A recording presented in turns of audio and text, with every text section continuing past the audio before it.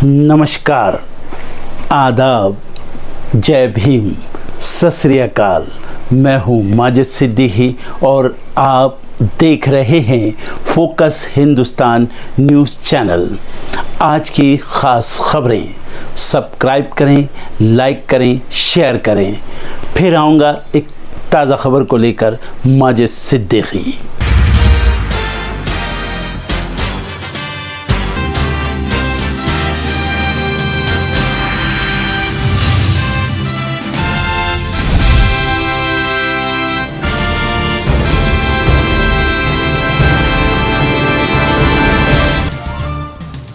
किसान आंदोलन में शंभू बॉर्डर पर जबरदस्त तनाव। किसान नेता सरवन पंढेर बोले, हम पर खालिस्तान या लेफ्ट कांग्रेस सपोर्टर होने का आरोप गलत। मायावती ने किसानों का किया समर्थन, कहा इनकी मांगों को गंभीरता से ले। सरकार को अन्नदाताओं के खिलाफ सख्ती की बजाय सही वार्ता की दी नसीहत। पूर्व कांग्रेस अध्यक्ष और रायबरेली से सांसद सोनिया गांधी ने राज्यसभा के लिए राजस्थान से दाखिल किया नामांकन। राहुल प्रियंका भी रहे मौजूद। जयपुर में समर्थकों का बड़ा हुजूम। कांग्रेस ने घोषित किया राज्यसभा उम्मीदवार। राजस्थान से सोनिया गांधी, हिमाचल से अभिषेक मनु सिंघवी, बिहार से अखिलेश प्रसाद और महाराष्ट्र से चंद्रकांत हंडोरे को मिली टिकट। 12 मई को सुबह 6 बजे खुलेंगे बद्रीनाथ धाम के कपाट। बसंत पंचमी के अवसर पर की गई घोषणा, जबकि केदारनाथ धाम के कपाट खुलने की तारीख 8 मार्च यानी शिवरात्रि के अवसर पर होगी तय। पुलवामा हमले की बरसी पर पीएम मोदी ने शहीद जवानों को दी श्रद्धांजलि। 14 फरवरी 2019 को पुलवामा में 40 सीआरपीएफ जवान हुए थे शहीद। मणिपुर में फिर भड़की हिंसा, एक की मौत, बच्चों पर भी चली गोलियां। उपद्रवियों ने पुलिस ट्रेनिंग सेंटर और आईआरबी पोस्ट से लूटे हथियार। टीएमसी नेता महुआ मोइत्रा के बयान से मचा सियासी हंगामा। आगामी लोकसभा चुनाव को लेकर भाजपा पर साधा निशाना, कहा भाजपा मुझे पार्टी में ज्वाइन कराना चाहेगी। फ्लोर टेस्ट में नीतीश सरकार को मिली जीत के बाद जेडीयू विधायक बीमा भारती ने अपनी ही सरकार पर बोला हमला, कहा पार्टी ने अपने विधायकों पर भरोसा खो दिया है। भूख हड़ताल के 5वें दिन मराठा नेता जरांगे पाटिल की बिगड़ी हालत। अनशन पर बैठे जरांगे ने 2 दिनों से पानी भी नहीं पिया। नाक से खून निकलने के बाद समर्थकों में बड़ी चिंता। यूएई में पहले हिंदू मंदिर की प्राण प्रतिष्ठा हुई शुरू। शाम में पीएम मोदी करेंगे उद्घाटन। राष्ट्रपति अल नाहयान ने कहा था, जहां लकीर खींचेंगे वो जगह दूंगा। प्रधानमंत्री नरेंद्र मोदी की यूएई के राष्ट्रपति शेख मोहम्मद बिन जायद अल नाहयान से मुलाकात। दोनों देशों के बीच डिजिटल प्लेटफॉर्म, कारोबार का विस्तार, एनर्जी समेत 10 ऐतिहासिक समझौते किए गए। मुस्लिम देश ओमान ने भारत को दिया तोहफा। रणनीतिक तौर पर काफी अहम बंदरगाह डुक्म को भारत को देने का किया फैसला। ओमान के इस फैसले पर बौखलाया पाकिस्तान। आर्मीनिया और अजरबैजान के बीच जारी तनाव के दौरान तुर्की ने अजरबैजान को दिया किलर ड्रोन अकिंसी। बचने के लिए भारत ने भी आर्मीनिया को दिया एंटी ड्रोन सिस्टम रक्षक। शाहबाज होंगे पाकिस्तान के नए प्रधानमंत्री। नवाज शरीफ ने किया नामित। बेटी मरियम को बनाएंगे पंजाब का सीएम। औंधे मुंह गिरे पेटीएम के शेयर। 10 दिन में निवेशकों के डूबे 26,000 करोड़ से भी ज्यादा रुपए। शेयर में लगातार दूसरे दिन 10% की गिरावट। रिटेल के बाद थोक महंगाई में भी राहत। जनवरी में होलसेल प्राइस इंडेक्स 0.27 रही। खाद्य महंगाई दर में भी पाई गई गिरावट।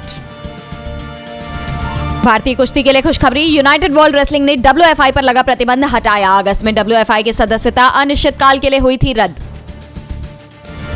आज पुलवामा स्मारक स्थल का दौरा करेंगे आगामी फिल्म ऑपरेशन वैलेंटाइन के कलाकार वरुण तेज, मानुषी छिल्लर। शहीदों को करेंगे नमन। जैकलिन ने सुकेश चंद्रशेखर के खिलाफ दर्ज शिकायत ली वापस। ठग पर लगाया था परेशान करने और धमकी देने का आरोप।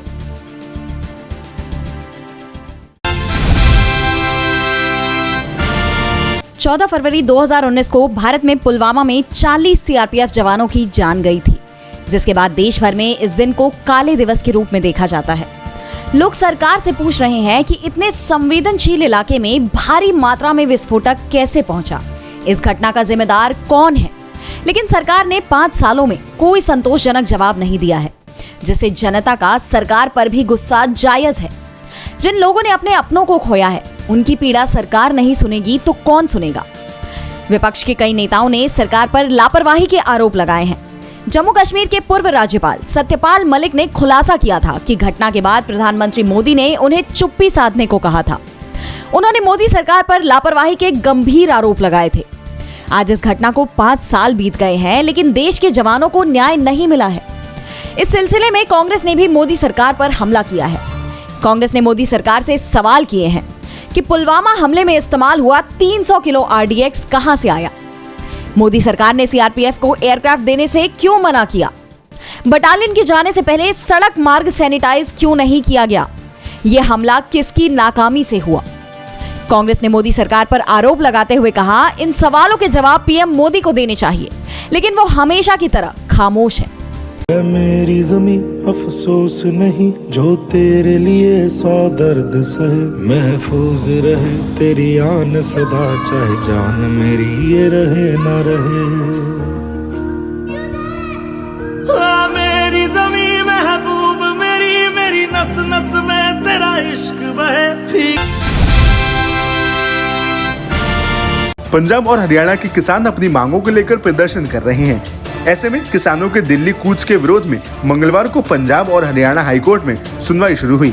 इस दौरान केंद्र ने हाईकोर्ट को बताया कि वे एमएसपी के मुद्दे पर किसानों के साथ चर्चा करना चाहते हैं। किसान आंदोलन मामले पर पंजाब हरियाणा हाईकोर्ट ने केंद्र के साथ साथ हरियाणा और पंजाब सरकार से स्टेटस रिपोर्ट भी मांगी है। कोर्ट इस मामले पर गुरुवार को अगली सुनवाई करेगा। इस दौरान दिल्ली सरकार भी अपना पक्ष रखेगी, लेकिन इस मामले में मेन हाईलाइट ये रहा कि पंजाब हरियाणा हाईकोर्ट ने अपनी सुनवाई में हरियाणा सरकार की खूब खिंचाई की। हाईकोर्ट ने हरियाणा सरकार से पूछा कि किससे पूछकर आपने हाईवे बंद कर रखे हैं? आपको जनता को परेशान करने का अधिकार किसने दिया? हरियाणा सरकार की तरफ से सफाई में कहा गया कि किसानों ने प्रदर्शन की अनुमति नहीं ले रखी है। हाईकोर्ट ने उसके जवाब में कहा कि किसानों के अपने अधिकार हैं, वे आपके राज्य में प्रदर्शन नहीं कर रहे, सिर्फ यहाँ से गुजर रहे हैं। रास्ते पर चलना सबका अधिकार है। वहीं जब हरियाणा सरकार से बेंच को संतोषजनक जवाब नहीं मिला तो इस पर भी उन्होंने नाराजगी व्यक्त की।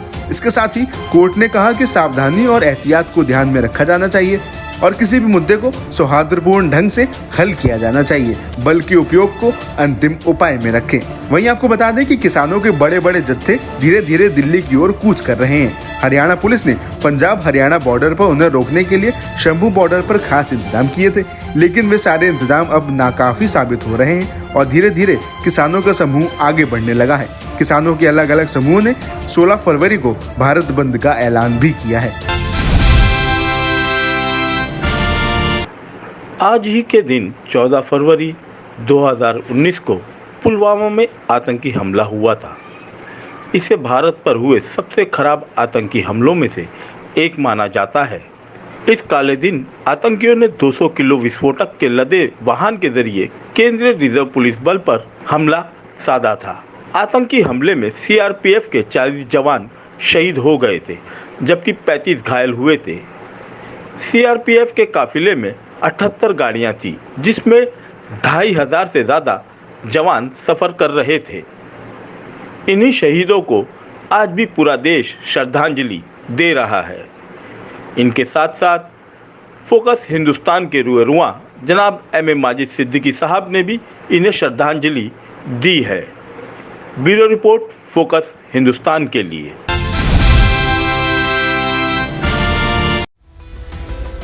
देश में अगले कुछ महीनों में लोकसभा चुनाव होने हैं। महाराष्ट्र के विधानसभा चुनाव होने में भी कुछ समय ही बाकी है।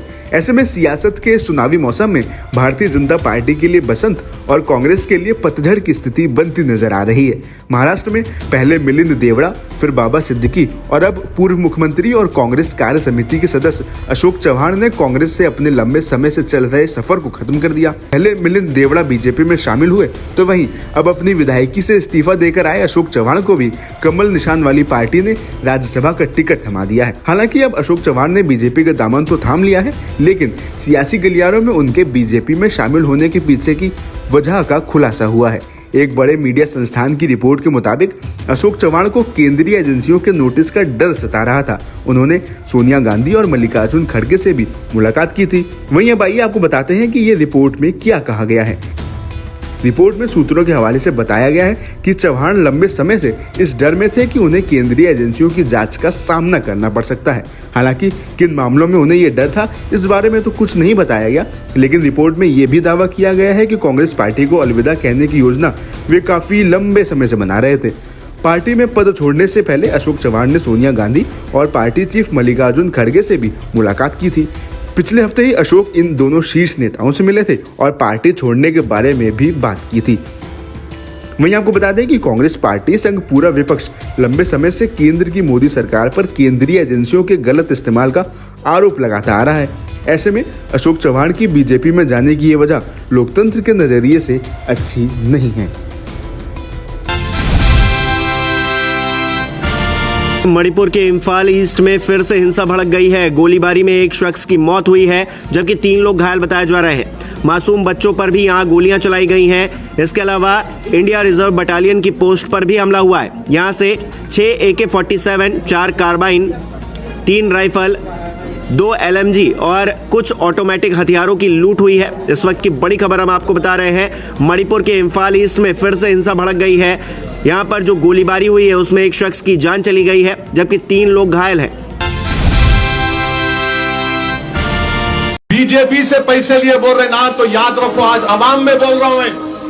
रसूलुल्लाह सल्लल्लाहु अलैहि वसल्लम की मस्जिद नबवी में था मैं, जुम्मे की नमाज पढ़ के निकल रहा था तो एक साहब ऐसी बोले, मैं उनका हाथ पकड़ लिया, मैंने चलो रसूलुल्लाह सल्लल्लाहु अलैहि वसल्लम के सुनहरी जालियों के पास तुम खड़े रह के बोलना ये बात। तुम सुनहरी जालियों के सामने, आका के सामने खड़े रह के बोलना कि सदुद्दीन पैसे लिया, मतलब चलो मेरे साथ, तुम चलो। बोला मेरा इस बारगाह से बड़ी कोई बारगाह दुनिया में नहीं है, चलो बोलो, आओ आका के सामने खड़े रह के बोलो तुम। और जो दुनिया में मेरे को बोल रहे तुमको अशर में ये बोलना पड़ेगा, अल्लाह होगा और तुमको ये इल्जाम लगाने वालों, तुमको अल्लाह के सामने बोलना पड़ेगा। तुम तैयार हो जाओ उस दिन के लिए। तुम मेरे को बोलते, अरे मुझे जुनून है मजलिस को फैलाने का। क्या गुनाह है मजलिस को मैं फैलाऊंगा तो? कौन सा गुनाह कर रहा हूं मैं? पैसे लिए? अरे तुम्हारी तरबियत पैसों के ऊपर हुई होगी, मेरी तरबियत ईसार और कुर्बानी पर हुई है। दरअसल बात यह है, MIM के लिए ये जो नारा दिया ना, ये B टीम है, ये नारा भी दुश्मनों ने दिया है मुसलमानों को। क्यों? कि अगर B टीम नहीं कहेंगे तो लोग इनके करीब हो जाएंगे, इसलिए लोगों को बता दो नहीं, ये B टीम है, ये तुम्हारी नहीं हमारी है। वरना हिंदुस्तान की सरजमीन पर मुझे एक वाकया ऐसा नहीं दिखा सकते जिस वाकये पर ओवैसी साहब ने जबान न खोली हो। वो तन्हा बंदा है जिसने पार्लियामेंट में बिल फाड़ दिए हैं। वो तन्हा बंदा है जिसने जुनैद और नासिर की बात खुलकर की है। वो तन्हा बंदा है जिसने तबरेज़ अंसारी की बात खुलकर की है। वो तन्हा बंदा है जिसने अखलाक की बात खुलकर की है। वो तन्हा बंदा है जिसने पहलू खान की बात खुलकर की है। वो तन्हा बंदा है जिसने हाफिज जुनैद की बात खुलकर की है। वो तन्हा बंदा है जिसने पार्लियामेंट के अंदर CA और NRC का बिल फाड़ा है। वो तन्हा बंदा है जिसने निकाह की बात खुल के की है। वो तन्हा बंदा है जिसने तलाक के मसले पर खुल के बात की है। और उसके बावजूद अफसोस, सद अफसोस कि हमारी कौम के बहुत सारे अंधे लोग आज उस बंदे को कहते हैं B टीम है।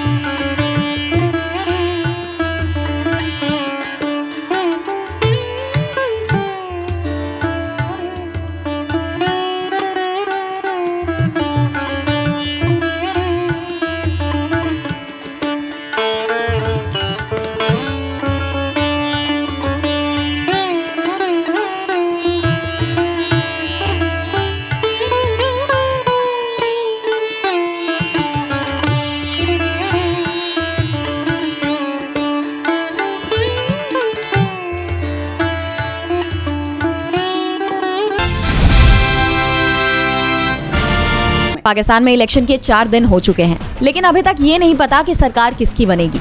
चुनाव से पहले अनुमान लगाया जा रहा है कि सेना के समर्थन से नवाज शरीफ को आसानी से सत्ता मिल जाएगी, लेकिन इमरान खान के समर्थन वाले निर्दलीय उम्मीदवार बड़ी संख्या में जीते हैं, जिन्होंने जनरल मुनीर का पूरा खेल बिगाड़ दिया है। खबरों के मुताबिक पाकिस्तान मुस्लिम लीग नवाज और पाकिस्तान पीपुल्स पार्टी ने सत्ता में आने के लिए फॉर्मूला तय कर लिया है, लेकिन इन सब के बीच जेल में बंद इमरान खान की पार्टी PTI ने भी सरकार बनाने की कोशिशें तेज कर दी हैं। पार्टी ने कई विशेष समितियों का गठन किया है जो केंद्र में पंजाब और खैबर पख्तूनख्वा राज्य में PTI की सरकार बनाने की रणनीति बनाएंगी। दरअसल चुनाव नतीजों के बाद PTI की कोर कमेटी की बैठक हुई, जिसमें सरकार और संसदीय पदों पर लोगों की नामांकन प्रक्रिया को जल्द पूरा करने पर सहमति बनी। बनी। वहीं पीटीआई चुनाव में धांधली का भी आरोप लगा रही है और इसे लेकर उसके नेताओं ने राष्ट्रपति आरिफ अलवी से मुलाकात की। पीटीआई का आरोप है कि चुनाव नतीजों की गिनती के दौरान वे एक समय 170 नेशनल असेंबली सीटों पर आगे चल रहे थे, लेकिन इसके बाद पीएमएलएन के पक्ष में चुनाव को मोड़ दिया गया। पीटीआई ने नवाज शरीफ की पार्टी पीएमएलएन और बिलावल भुट्टो जरदारी की पार्टी पीपीपी के साथ गठबंधन से इनकार कर दिया है। आपको बता दें कि पाकिस्तान आम चुनाव में पीटीआई समर्थित 101 निर्दलीय उम्मीदवार जीते हैं और पीटीआई सबसे बड़ी पार्टी बनकर उभरी है। पीटीआई ने बयान जारी कर बताया कि उनकी पार्टी को रोकने के लिए अनैतिक तरीके से पार्टी पर दबाव बनाने की कोशिश की गई, लेकिन देश की जनता ने इमरान खान पर विश्वास रखा और अपने वोटों से उन्हें देशभक्ति का सर्टिफिकेट दिया है। और इसके साथ ही इमरान की पार्टी ने ये भी साफ कर दिया है कि वो सरकार बनाने की दावेदारी बहुत जल्द पेश करेंगे।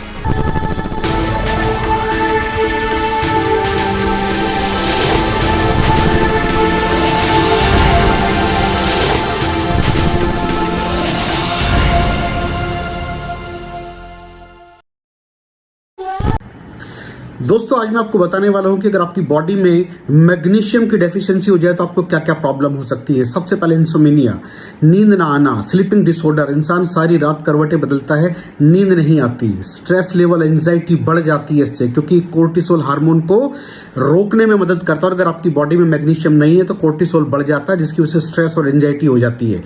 मूड स्विंग्स, इंसान को पता नहीं चलता उसके मूड स्विंग्स होते हैं, थोड़ी थोड़ी देर में गुस्सा आना, थोड़ी थोड़ी देर में चिड़चिड़ापन होना, क्योंकि ये सेरोटोनिन हार्मोन को बढ़ने में मदद करता है। अगर आपकी बॉडी में less magnesium is equal to less serotonin, और सेरोटोनिन हैप्पीनेस का हार्मोन है। अलावा इसके ये फटीग को भी कम करता था। अगर आपकी बॉडी में मिनरल डेफिशिएट है, अगर आपकी बॉडी में मैग्नीशियम नहीं है तो आपको थकावट बहुत जल्दी फील होगी, जरा सा काम करती है आपकी बॉडी थक जाएगी। पुअर डाइजेस्टिव सिस्टम, ये डाइजेस्टिव सिस्टम को भी मैनेज करने में बड़ा शानदार रोल प्ले करता है, और अगर इसकी डेफिशिएंसी है तो कॉन्स्टिपेशन, डायरिया जैसी प्रॉब्लम हो जाती है। माइग्रेन, बहुत खतरनाक प्रॉब्लम है माइग्रेन। अगर डेफिशिएट है आपकी बॉडी मैग्नीशियम से तो आपको माइग्रेन की प्रॉब्लम भी हो सकती है। ब्लड प्रेशर, अगर आपकी बॉडी में मैग्नीशियम कम है तो आपको ब्लड प्रेशर की प्रॉब्लम हो सकती है। इरेगुलर हार्ट बीट, ये हार्ट बीट का बढ़ जाना, कम हो जाना, बढ़ जाना, कम हो जाना, मैग्नीशियम डेफिशिएट होने की निशानी है। ऑस्टियोपोरोसिस, बोन हेल्थ वीक हो जाती है, क्योंकि आपकी बॉडी का 60% जो मैग्नीशियम है वो आपकी बोन्स के अंदर होता है। अगर आप बाहर से मैग्नीशियम नहीं ले रहे हैं तो आपकी बॉडी जो है वो हड्डियों में से लेना शुरू कर देती है, जिसकी वजह से ऑस्टियोपोरोसिस की प्रॉब्लम भी हो सकती है, आपकी हड्डियां कमजोर हो जाती हैं। और मसल क्रैम्पिंग, मसल क्रैम्प, नस पे नस का चढ़ जाना, मसल्स पे अकड़ जाना, बिल्कुल चलना मुश्किल हो जाता है। तो मसल क्रैम्पिंग भी तभी होती है जब आपकी बॉडी में मैग्नीशियम की डेफिशिएंसी हो। और दोस्त, हमारे यहाँ 90% से ज्यादा लोग मैग्नीशियम डेफिशिएंसी के शिकार हैं। कहां से मिलेगा मैग्नीशियम, कितनी मात्रा में लें, किस क्वालिटी का लें? तो उसका जवाब है वेस्टीज प्राइम CMD। इसके अंदर आपको भरपूर मात्रा में मैग्नीशियम मिलेगा, आपकी सारी प्रॉब्लम सॉल्व हो जाएगी। Thank you so much. दर्शकों, देख लिया आपने हमारे वीडियो को। हमें खुशी होगी कि आपने हमारे न्यूज़ को लाइक किया और दूसरों को शेयर किया। अगर अभी तक हमारे चैनल फोकस हिंदुस्तान को सब्सक्राइब नहीं किया है तो तुरंत सब्सक्राइब करें, कमेंट करें और बेल आइकॉन को प्रेस करें। हम हाजिर हैं खबर के लिए।